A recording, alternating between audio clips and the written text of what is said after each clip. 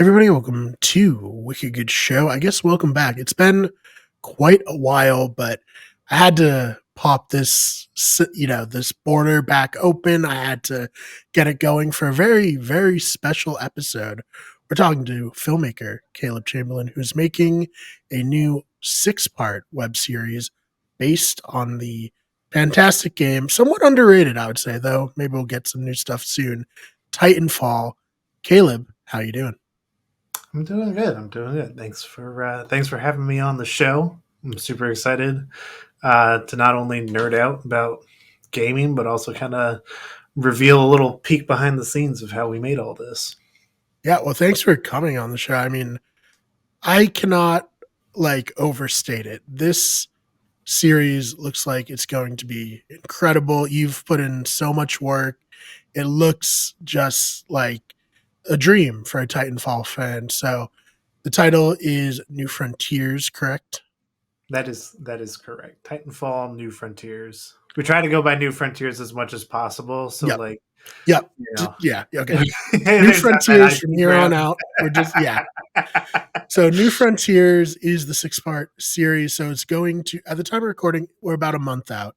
So it's going to drop March 11th, the first part. But you have kind of a unique strategy for releasing it. Can you kind of go into that? Yeah, so with this, one of the things that I like really personally wanted to make sure happened was I see oftentimes with internet series like this, they get super hyped up. Episode one is in production for a long time, it drops, everybody loves it. And it's like, okay, episode two is coming shortly after, and then episode two gets pushed, and then it finally comes out and people love it, and then they want the next episode. And it ends up getting drawn out so much and like so convoluted that like you can notice like a drastic difference in quality in episodes. Sometimes the series doesn't even get to completion. um it can be rough when you're trying to go about it that way. So one of the things we wanted to make sure very early on was that the entire thing was being treated as a whole. So, it was like writing an entire story that contained all six episodes, and then going through the process of recording them in the various formats. And then, like, every step of the way, animation and all that is all being handled in one go as like all six episodes, so that the quality is about the same, but then we can also release them all generally in the same time. So because it is a six episode series, what we're doing is uh first five episodes drop every day of the week, and then we'll be dropping a super in-depth behind the scenes that really like pulls back the curtain for anybody wondering how exactly it was made. That'll reveal that. And then that Sunday we'll be dropping the sixth episode. And it was episode six when I realized just how full blown this whole thing was, because when I wrote it, I was like, this will be like, episodes will be like 12 to 15 minutes long, whatever. The episodes average 25 minutes each, and the final episode is an hour long. So it was a bit bigger than anticipated, but it's really good, and it's come together really, really well. We have a really awesome team working on it, and everybody's contributing the best of their talents to make it happen, which is super cool. Yeah. So I think that's such a good point that sometimes these fan things, I'm a huge fan of a series. It's Power Rangers Unworthy on YouTube. Incredible. It has been years in between episodes. And it's so difficult. And maybe it's a little different because you have voice actors, but with stuff like that, where it's like this actor has aged a lot from one episode to the next. Stuff like that is so difficult. So I think the way you did it, where it's a more complete project, I think that's the way to go, because I think people will be able to come to your channel, be like, oh, I really like this. Oh, the next episode's out tomorrow. Sick. I'll come back. I'll watch that. And then in the future, people are like, hey, I really like this Titanfall or this New Frontiers series. You should check it out. All the episodes are out. It's a complete story. That's very appealing to, I think, potential viewers. Yeah, absolutely. And like, there is a level of which like there have certainly been times where I'm like working on it. I'm like, man, should have been a short film because like of how much is in there. But just the fact that like the more I think about it, the crazier it gets, right? Because like even like feature animated films, which are like typically like 90 minutes to like maybe 120, like on the like far. I think like Across the Spider Verse is like kind of where it's like that's an extreme for an animated film. And those take years. Obviously, Across the Spider Verse is like on a completely different level on its own, but like Right. generally like animation takes a long time, and this entire production we started in September of 2022, so it's a year and a half of production, and we have a 3 hour like consistently the same quality across the board show, made by like a small group of people on a $0 budget. Like it's pretty exciting that we live in a day and age where that can be pulled off while everybody like has jobs and are working and doing other things. This is just something we're doing in our free time for fun, really. Yeah, and I want to like definitely like talk a little bit about that. So this is not a machinima. This is a real deal. You were animating, like building out everything. Can you kind of talk about one, why you chose to go that route versus, either a live action or a machinima, and then like how like much work goes into making this style of content? Yeah, absolutely. So going into this, I've been learning Unreal Engine for a couple of years now, and when I made what kind of became like the concept for the whole film, I made the little trailer for it. I was like, hey, I like Titanfall. Be cool to like compile some scenes, make it look like a little trailer, put it out there into the world. So I did that, and people ate it up in like a single weekend. It got like 10,000 views, and I like that's I had a nothing YouTube channel that I had uploaded it to, and I was like, oh, that's interesting. Like people seem to really really like this, and I was like, well, this is like an opportunity to one like grow that skill set, but also do something positive for like the indie film community. What's the best way we can exploit these tools and like kind of maximize how you can use them in like a very closed environment, I suppose. So going into it, it was about making it as accessible as possible, while still like trying to create something that's the highest quality that we possibly can. So going into that, it was taking a lot of tools from Unreal Engine and figuring out how do you take these and make them accessible to people who have like no technical prowess whatsoever.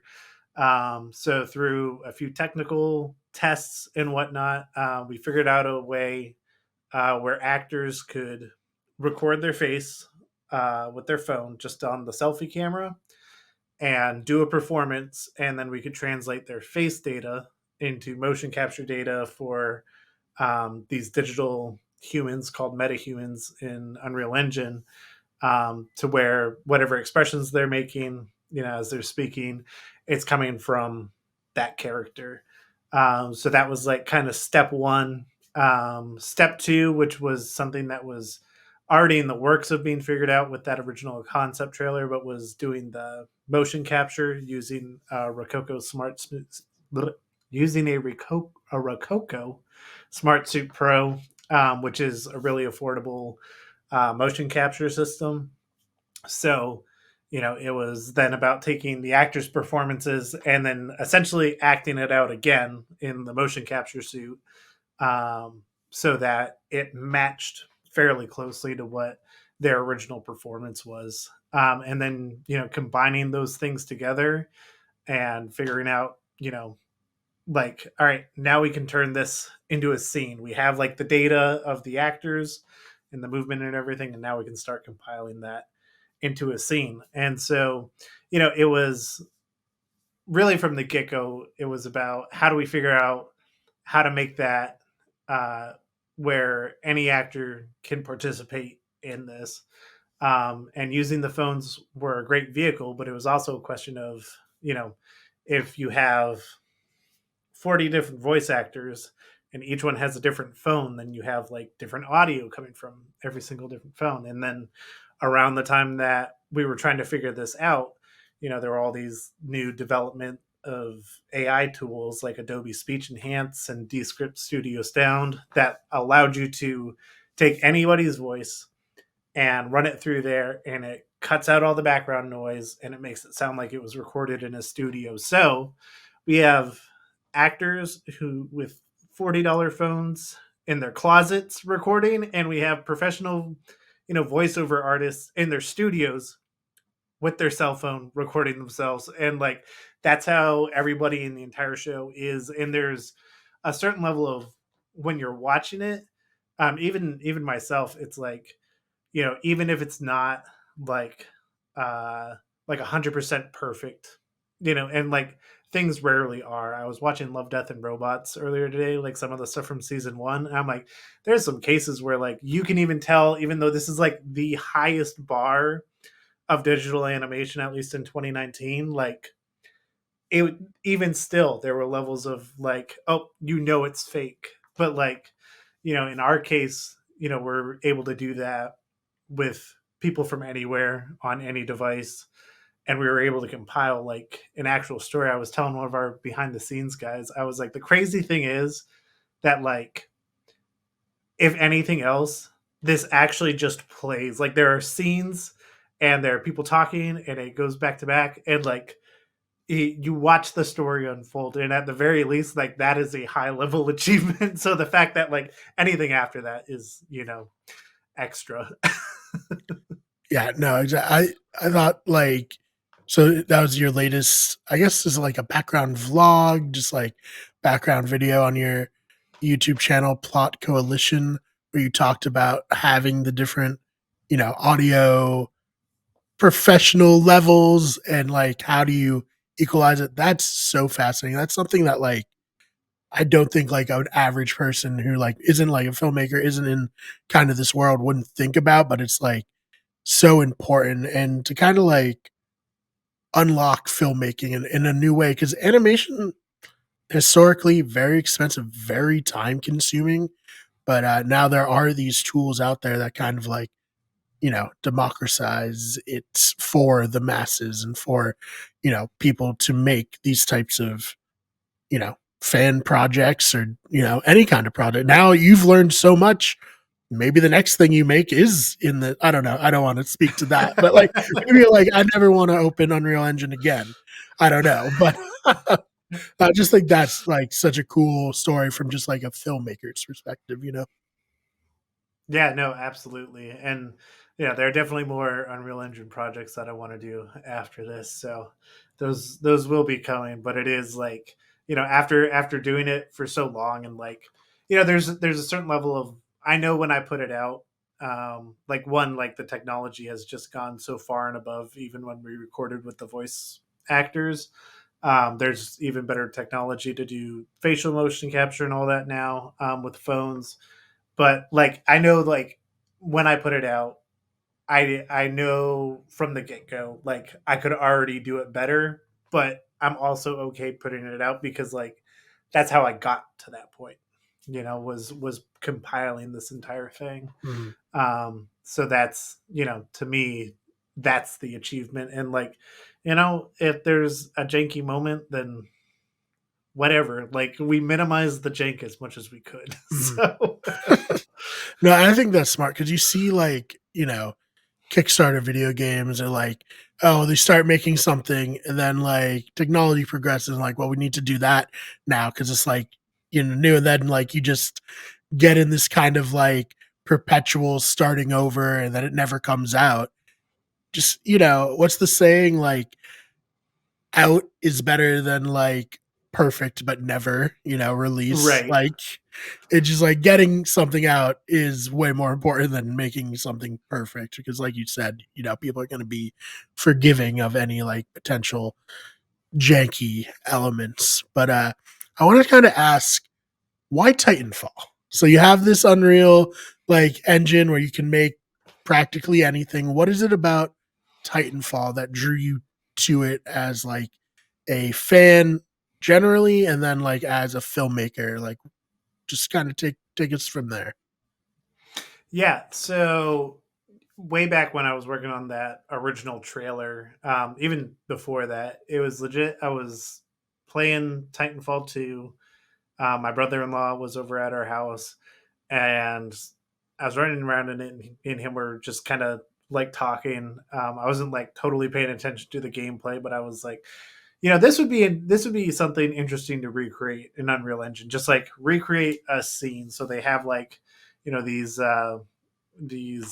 robots called Reapers that are kind of like, not infantry size, but not Titan size. They're kind of like in the middle.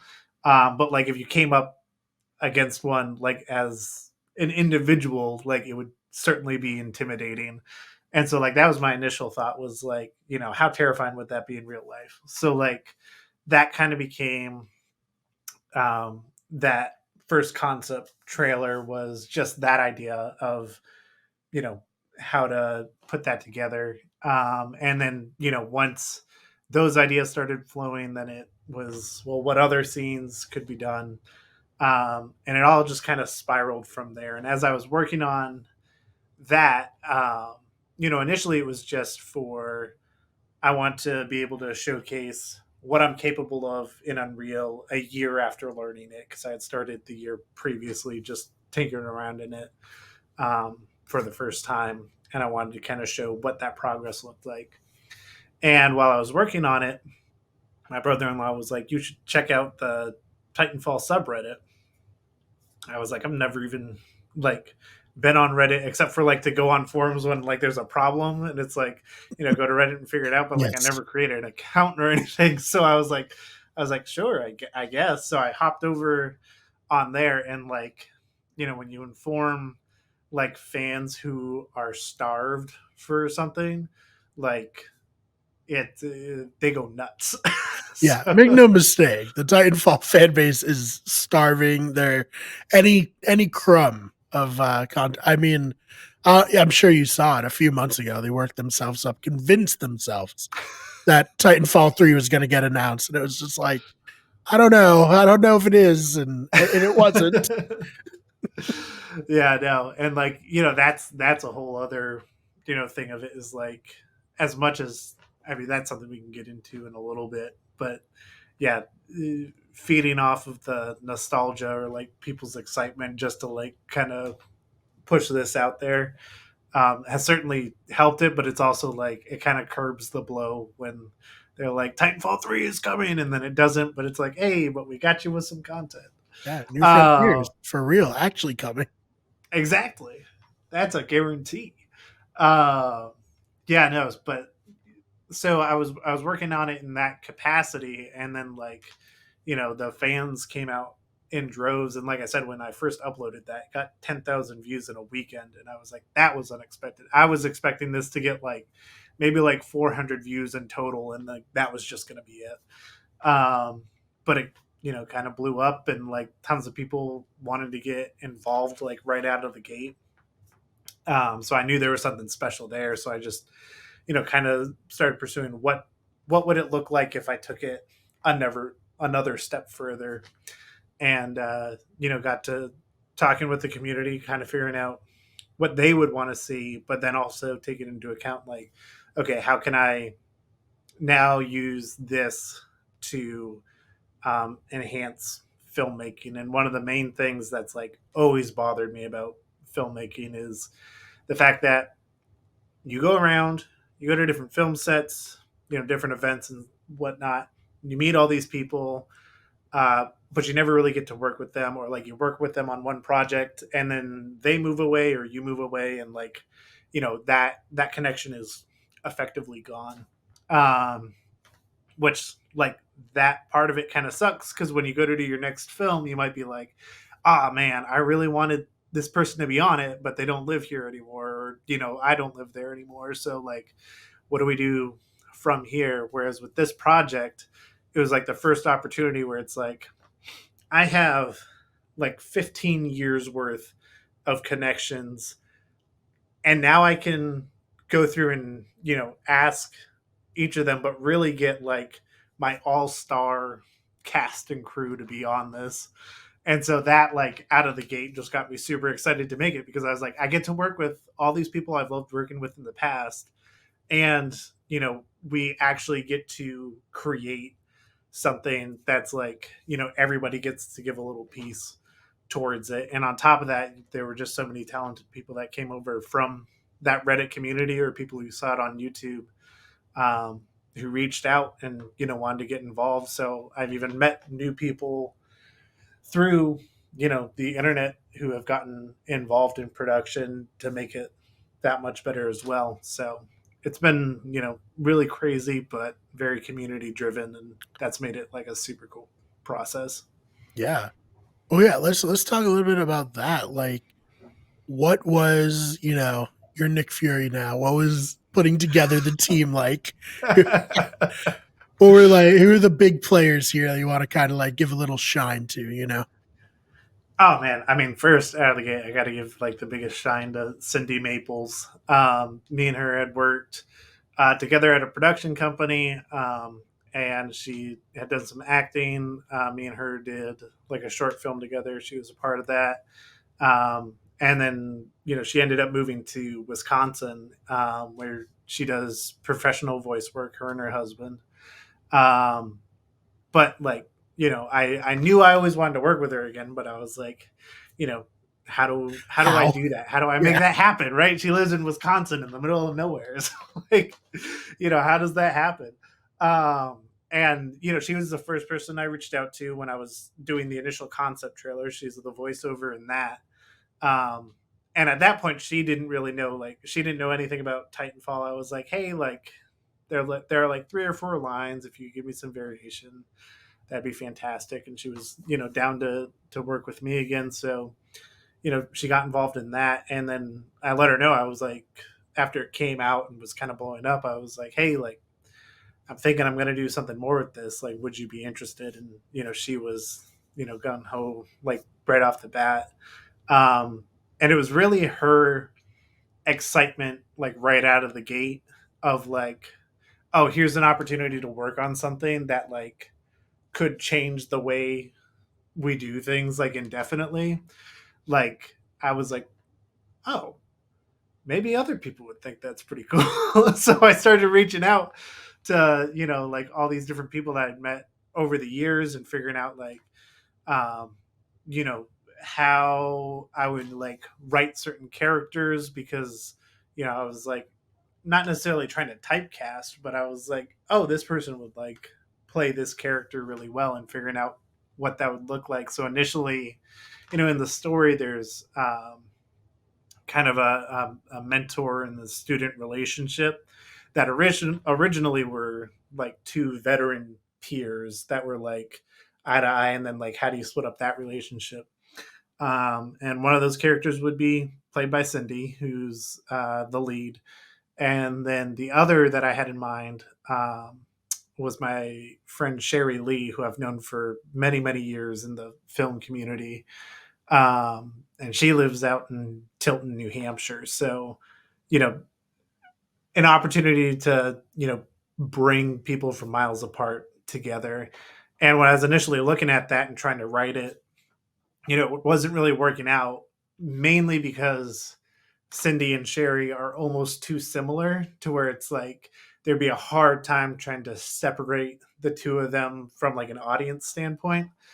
So that's when Sherry's voice became Cindy's Titan. So they, instead of like kind of being partners in human form, they were partners in like this other way, which significantly helped the story as well. Mhm. I love that. I think, like you said, we're in like a cool age where you can take all these people from all over the globe and bring them together, make it happen here. I know also, we talked a little bit before coming on. In addition to like you know your friends who you've cast, you have some talent that people who are familiar with the franchise might be familiar with. Do you want to talk about that?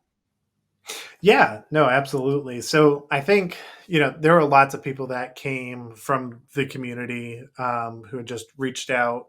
Like as soon as I saw it, my DMs were just flooded I with can't even people.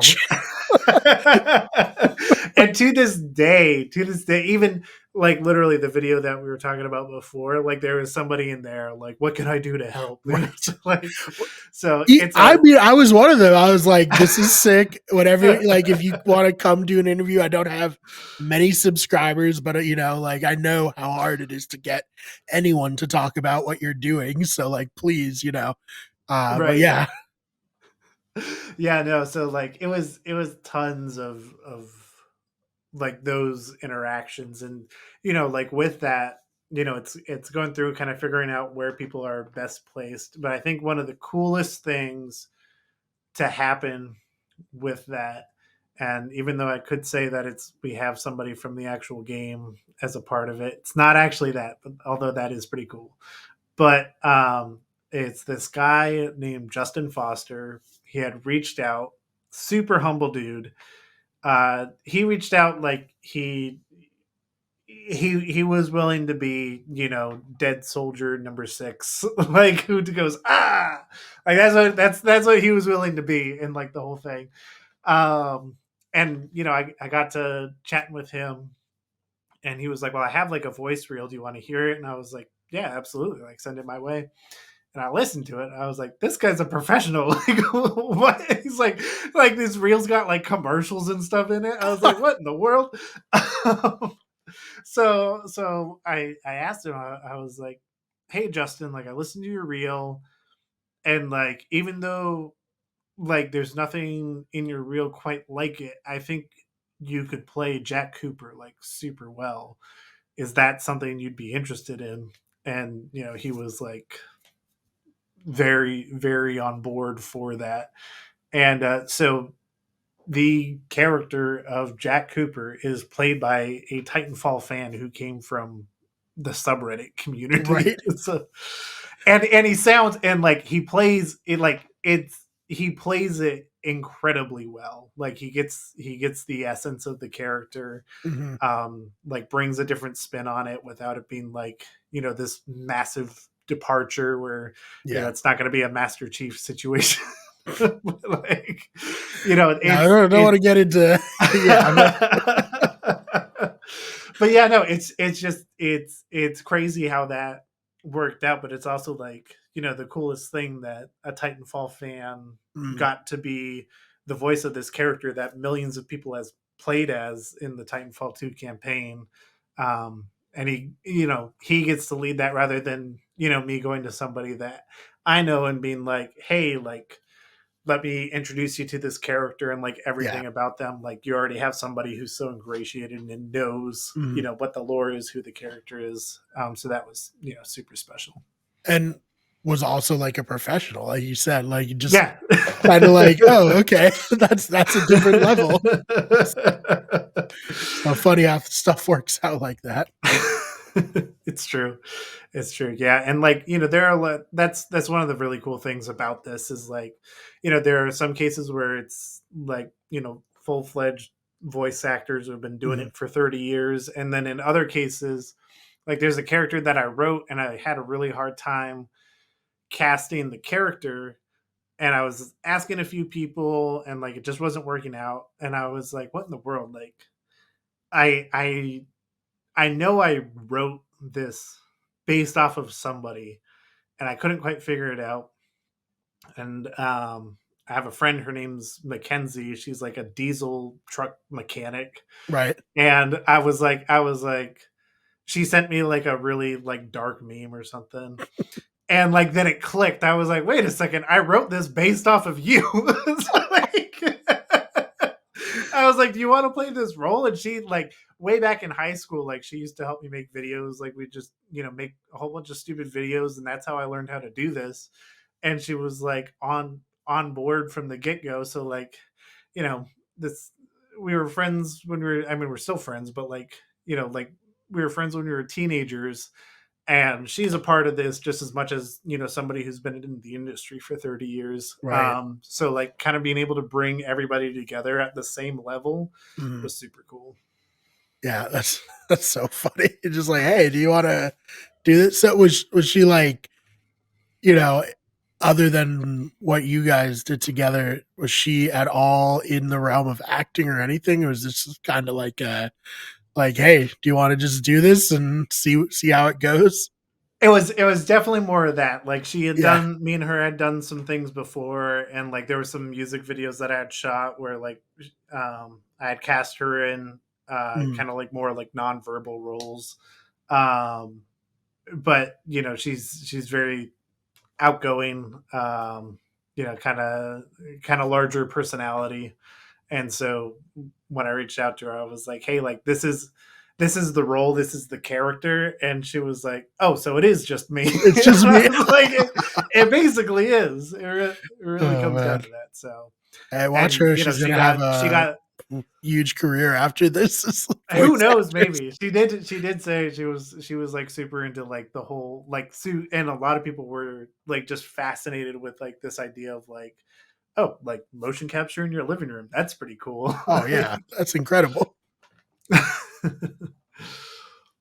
Oh, man. So, we're kinda in, like, I don't know if a renaissance is the right word, but we're in, like, the first time in history where, like, video game adaptations are good, actually, which, listen, I was there opening day for the last, like, 3 Resident Evil movies in theaters, like, y you took what you could get, back in the day, but now we actually have some good stuff, so does that kinda, like, I guess when you're making this kinda, like, be like, "Hey, this is, like, not just like a video game thing, like, video games are being taken more seriously as films and, like, as TV shows and that kinda thing." Does that kinda influence you as a filmmaker? Just, I guess, this era of video games are very rich in story, and, how do I, like, tap into that to tell the story in a video game world?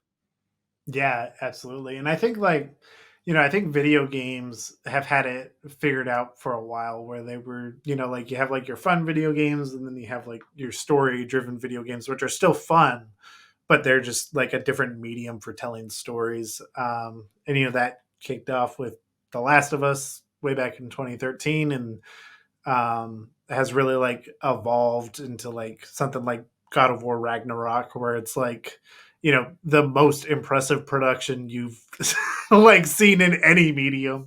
So like, there's different levels of that, but for the longest time, video games adapted to film were just like, I don't know what didn't click about it because there was so much good to do. I think the perfect example is the Assassin's Creed movie. Mhm. There are a solid like 12 incredible minutes from the Assassin's Creed movie Mhm. when it was doing the Assassin's Creed thing. Yeah. But like the rest of the movie, it's like what are we doing here? Like, we're not Assassin Creeding right Yeah. now. It was almost like filmmakers were, like, afraid to embrace what made the video games popular. They're like, "No, we couldn't possibly, tell that story. We have to tell our own story with this, like, almost like skin of the video game over it." Right. Yeah, no, and I think like, I think there was just reservation in like how do you portray it in an interesting way? Cuz like I think, with what Craig Mazin did with The Last of Us, where one of the things he was very adamant about, which I have mixed feelings on the show overall, but one thing he like really doubled down on was like, this isn't the video game, so like it's not going to be beat for beat action with story in between.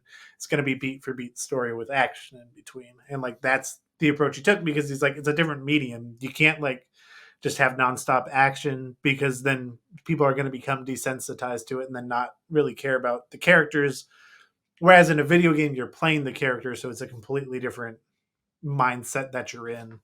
Um so with New Frontiers, it's like a very similar approach where it's like you spend a lot of time getting to know the characters and like their view of the world around them, and whatnot, and like why they are the way they are, while also like progressing this overarching story, so that when there is an action beat, it actually matters, and it's like the characters are in jeopardy, or like you don't know what happens to them next, and it really starts to like raise questions. But it's, at least like based on the feedback I've gotten so far, it's like it's done so in like a way that is fascinating to watch, because you're learning about characters that exist in the world, without it being like trying to be on par with the game, because like you know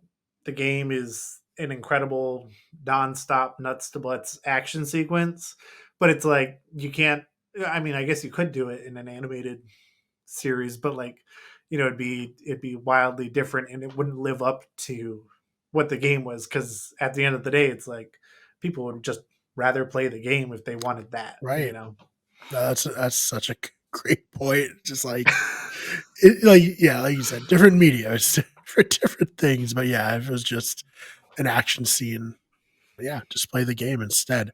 Uh, all right, so this part is going to get clipped. This is going to be on the main Wicked Good Everything channel. Just like a few minutes to a Titanfall fan who somehow hasn't found your channel but is finding this video on Wicked Good Everything's channel. Give me the pitch. New Frontiers. Why should fans watch it? Why should fans watch New Frontiers? Well, because it is a passion project made by fans for the fans. If you like Titanfall and you want to see a different take on the world, kind of what happened after Titanfall but before Apex, like this is our interpretation of that, and it has, you know, exciting ups and downs. We tried to tell an isolated story, so it doesn't like, it's not a cataclysmic world ending event like you get in every single movie nowadays. But it tells a very contained and unique story that we think a lot of fans will love. And, if you want more Titanfall content and you've played the campaign of Titanfall 2 for the nth time, like, give it a shot. Love it. And so I believe you brought a clip to play. Can you tee this clip up for the fans here? What are they going to see? Yeah, so this is a clip. It's essentially the ending of episode 3. So it's kind of where And you you know sure you we, want we this out there? You sure you want to show this? yeah, we can show Okay. it. All right. Like it's yeah, like people will be hunting stuff down and grasping for straws and Yep. all sorts of things. So it gives a little bit of context as to what's happening, maybe not giving away like too much, but it's a great example. While watching it, I think one of the big things to keep in mind is like you'll watch this scene, there are tons of characters in it. There's a couple of moments where it's just two characters, two or three characters, and then there's like moments where it's like 30 to 40 characters. And the main thing I want you to remember is everybody, every voice you hear is just somebody on their phone from their living, like the same thing we're doing right now, just on their phone. And there was one motion capture suit for like all 40 characters. So And everything you it was see, that was you in the suit for all it 40 was it characters? was me and my brother-in-law. We recorded Okay. motion capture for about 6 weeks for the entire project. So every time you see a scene, there was a little sync up that we did at the start of each one, to make sure that it was timed out Yep. properly, and there were like little sound effects to like cue things, so we knew when they happened to like trigger different actions.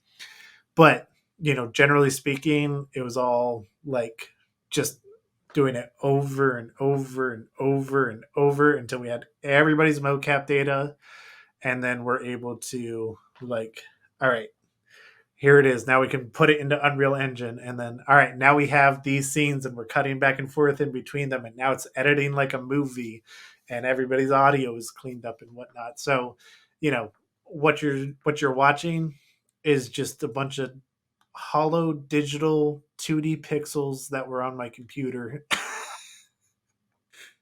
and it actually comes across. I love it. All right, we're gonna play the clip right now.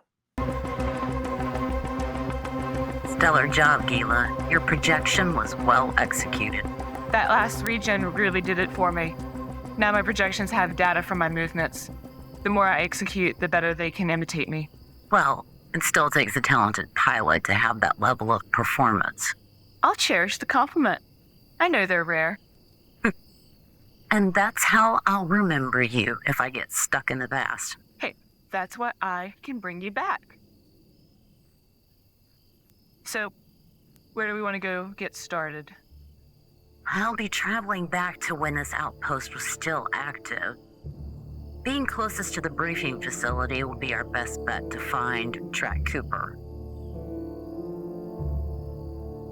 Pyre said he only came after our initial fall, so you should only have to travel back 4 days. Do you know what time difference will be like? It can't be much. Things might move a little slower, but I wouldn't expect anything drastic. It usually takes weeks for time dilation to really slow things down when it isn't calibrated. Makes sense. It certainly saves on the infiltration component. It does beg the question, though. Can't you just execute Cooper when you see him? Too reckless. If I trigger an event and the militia never leaves, you could be in a hairy situation. Not risking it, especially if this thing is not calibrated. Ah, effect and cause. Exactly. Well, this seems like an ideal place. Close to the briefing facility, good coverage, easy to hide. Agreed. Ready to go? Can you give me a moment to be alone? Of course. I'll go secure the perimeter.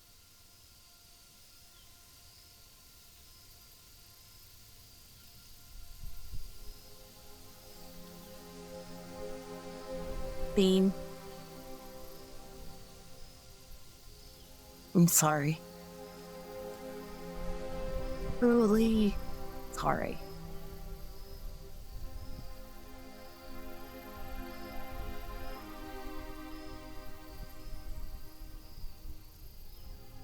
Perimeter is secure. We have to start this mission now. Sun will be up in a few hours.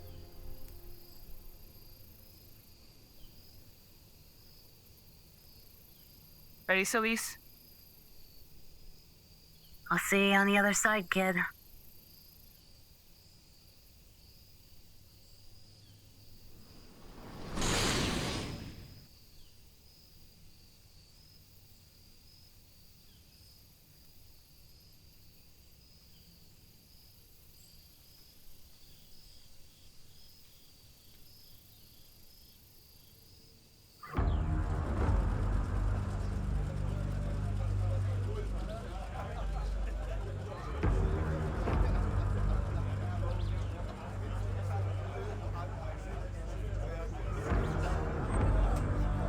Jack, it's good to see you again. It's good to see all of you. Will you be staying long? Fortunately, no. The IMC is moving fast all over Molkaya. We can take him. Cooper and his Titan can defeat anything.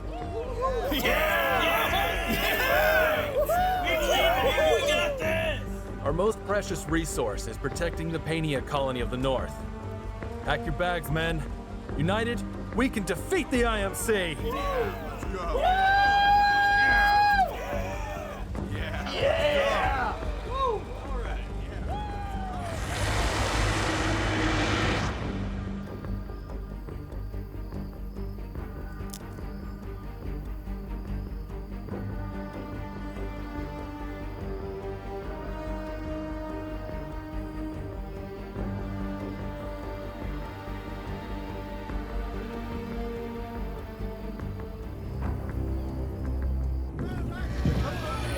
Approaching! Incoming! Contact! Contact!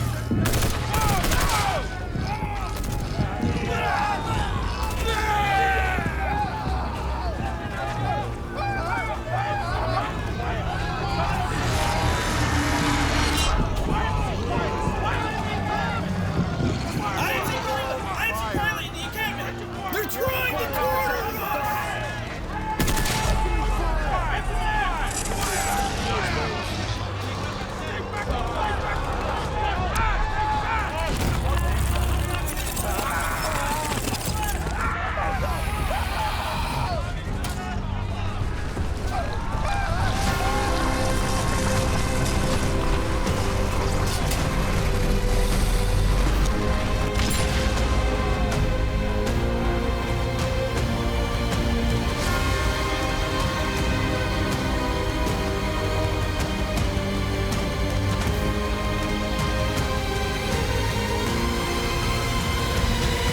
Ah, so good.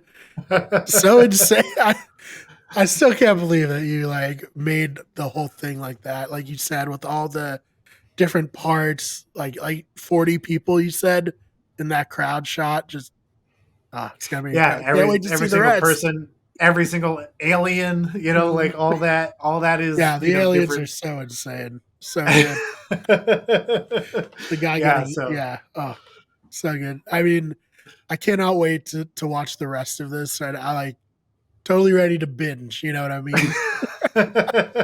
But is there anything about like that specific clip that one made you want to kind of show it off here, and then two, if we can kind of like, other than the stuff that you've said already, like go into a little bit behind the scenes of it?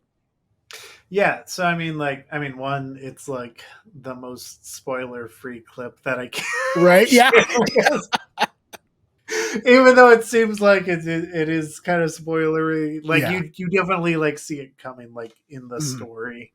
So getting to see it unfold is kind of neat. But yeah, no, it's it's a whole like I feel like it's a good showcase of you know what we're trying to do, and then like at what point it matters, because like by the time you get to that part of the series, you've already spent like a good hour plus with the characters, so like you've gotten to know them really well, so that like when they are kind of in jeopardy, it gives you a reason to care, of what's going to happen to them next, which unfolds in the following episodes. But there's a little bit of that, um in every episode, was trying to find like how do we write and build conflict into the scene, and then like how does that translate to a final image, because something that me and one of the writers talked about often was just the fact that like a lot of the times you have like a sci-fi idea or like a big budget idea, and you can write it, and that's about as far as you can get with it. But like now we can write it and then actually start making it. So like I feel like that just shows off like a good level of that, and then just like a lot of things we're trying to do with the series overall. For example, like you know in a lot of modern Hollywood superhero sci-fi stuff, things are too perfect. They don't feel organic anymore. So like one of the things that I wanted to try and emulate with what we were doing was, for example, rather than like trying to do a perfect stunt, try and animate something and make it look like a wire stunt, to where like something, it just has a different weighty feeling. It gives you that like movie magic that like we were, me and you get it like in the 80s, 90s, early 2000s. Like that's what it was. It was like Yeah. you always knew that it was a magic trick, that like you were being fooled, but like you didn't care because you were Yeah. invested in it.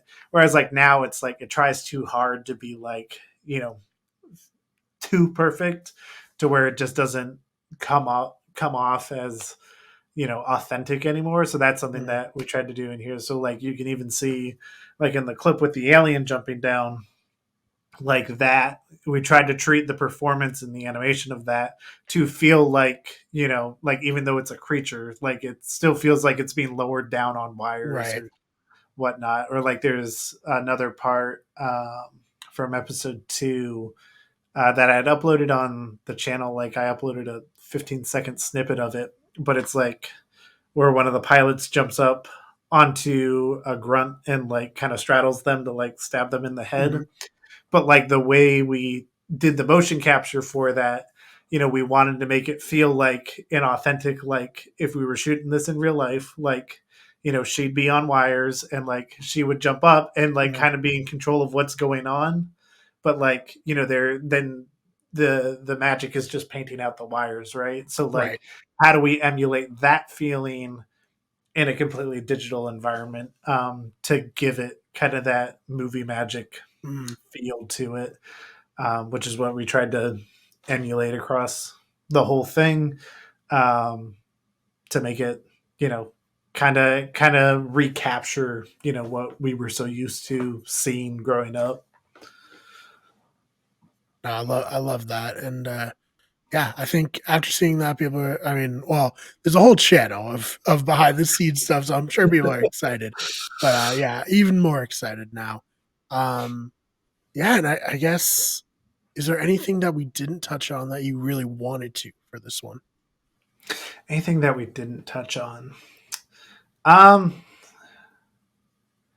Man, like I think there's such a level of like every time that a step in this kind of gets completed, Mm. it's like, oh wow, like we just accomplished something, right? So like, it certainly sets things apart. So like, one of the main things that like um really like changed my perspective on the series overall was I knew like from the get-go that I wanted it to like be very classical to a show. So it needed like an intro and like would have like, fascinating visuals that were kind of disconnected from the overall thing, but like, just kind of was a unique abstract interpretation of things, what have you. And it needed to go to music. So one of our composers, which actually came from the same Reddit community, her name is Deanna Del Toro. She wrote and produced the entire song, and had one of her um, college friends record the vocals for it. And they produced this just incredible, like, intro song that sounds like very professional on its own. So, like, the first time I heard it, I was like, oh snap, there's something here. Like I just got chills just listening to the music. And then I got to start compiling like what the intro would look like. And I knew, I wanted to make it not feel like it was just a knockoff, whatever's popular on Netflix, but like also was to that same standard. So like I came up with like unique style with a combination of different effects that would be overlaid on these separate animations that were made just for the intro. And the first time I watched the intro in its entirety, like it made me cry because I was like, wait a second, this is like it's one of those elements that just elevates the whole thing overall. Um, and it's like it's that same way across the show. Like every time somebody, gives a little piece to it. For example, Evan Boymel, who originally voiced Viper in Titanfall 2, he came on, much later in the project, as he was getting back into YouTube and stuff. And he was like, "Hey, like I'd really like to be a part of this. Like, what can I do to help?" And we got him in to do some narration work. But then, in one of the things that I knew like kind of needed to happen, but I absolutely hate in shows is a recap of the previous episode or like an intro to the whole thing to set everything up. I usually hate those. Uh, Right. but we came up with a fairly unique way to approach that. So he did like an opening narration that kind of sets everything up, and then we made these haikus that um, like kind of recap the previous episode, which is enough to like remind the viewer what happened without like spoon feeding them exactly what it was and like showing them clips and scenes and Yeah, right. whatever. It avoids all of that, and then in addition to that, like you know just recently we decided there was a lot of discussion about whether or not we do anything post credit wise, because there's a special post credit scene at the very end of episode 6, but we are Mhm. like, how do we get people to actually watch it? Because there's a very good chance that if there's nothing like at the end of the other episodes, that they're Yeah, not never going to watch that far. right. So we ended up coming up with like a handful of post credit scenes. So I reached out to two of the voice actors and I was like, hey, like this is the idea. Um, like if you're interested, let me know. Mhm. And they were both down for it. Like they recorded both their lines like just separately when they had free time. And then like I did the motion capture for it one night, and then like spent one day just compiling what those post credit scenes were, because they were fairly simple. They're little humorous beats that add to it, but like that's just another element to the series that makes it feel more legitimate, I Right, suppose.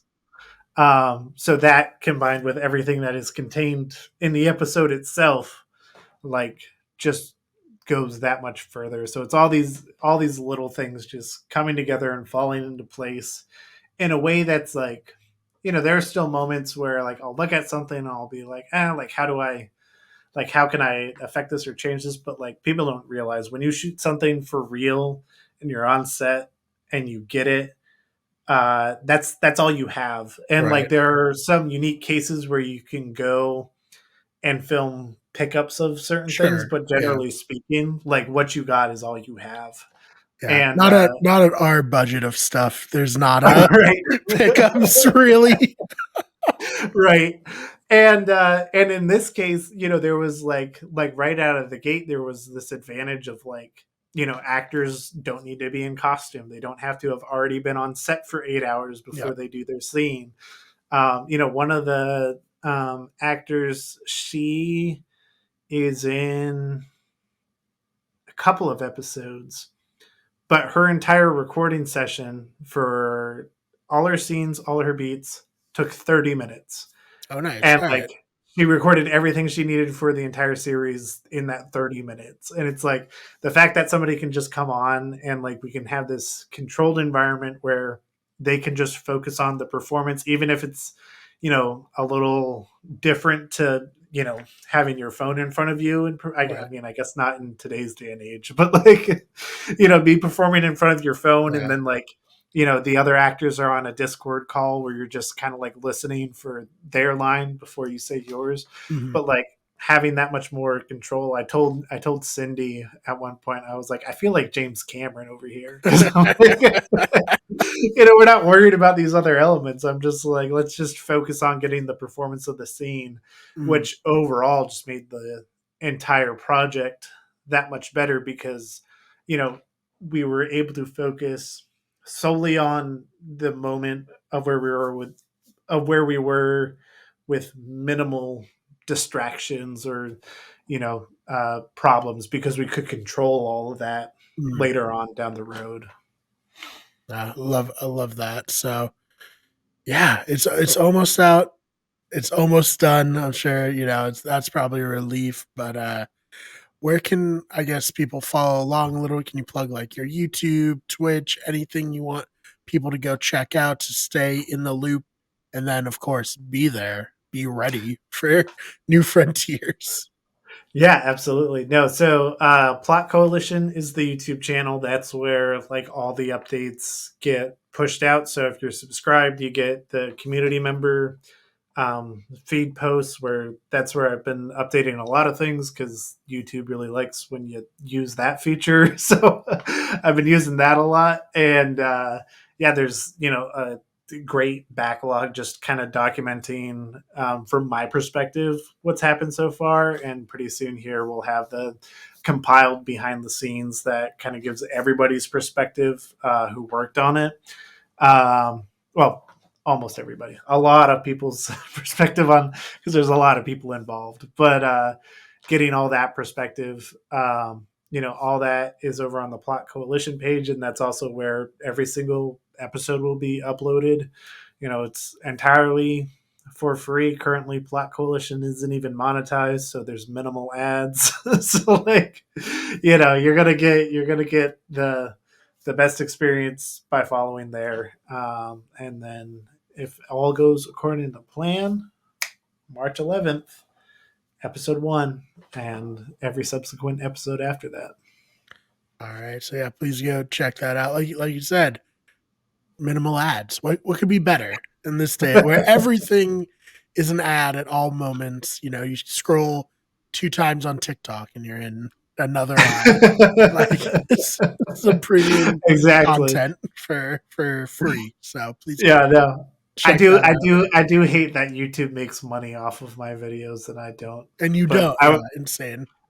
But once things kick off post New Frontiers, there's a plan in place to where I'll be taking some of that back from YouTube. Love it. So yeah, YouTube channel will be the top link in the description of this video. Go check it out, and I think that's it. Are we good? Anything else before we go? Anything else before we go? Well, all right. This isn't official. Okay. But it's what's in the works, because people have asked me, and we'll make this the first leak. I love that. So you heard it here first, and then I'll obviously update on my channel once things are out and whatnot. But so one of the big questions I get is you have this project, the channel has nearly 5,000 subscribers, and the project isn't even out yet. So that's gonna change once it's actually out. Mm-hmm. And where does it go from there? Because it was a channel initially. I had 80 subscribers over the course of 12 years. So it's all family and friends. Yeah. Oh, I know how that is. Yeah. So that's all the channel was. And then upload a Titanfall video, and all of a sudden there's this fan base out of nowhere, and it's just continued to grow exponentially. So where does it go once this project that took a year and a half to produce comes out? And essentially, what I want to be able to do with the channel from that point is get it online as a proper YouTube channel, not just like a Titanfall exclusive thing. So get the Plot Coalition channel kind of off the ground as its own branded thing, to where it can become essentially like the Love, Death, and Robots of YouTube, and primarily focusing on video game settings, to where people from different video game communities can kind of give their input and what they might want to see.